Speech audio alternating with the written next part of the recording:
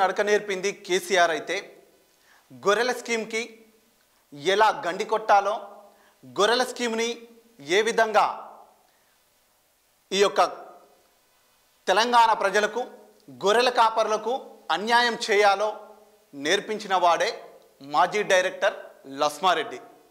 ఆయన సాదాసీదా డైరెక్టర్ కాదండి.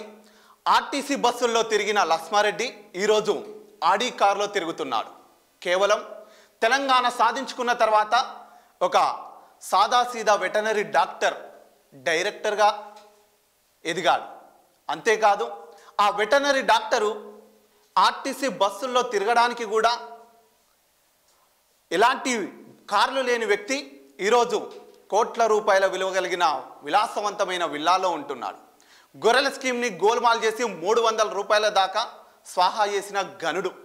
అతని జోలికి ఎవరైనా వస్తే చాలు పరువు నష్టం దావాలు అంటూ బ్లాక్మెయిల్ చేస్తూ బెదిరిస్తాడు.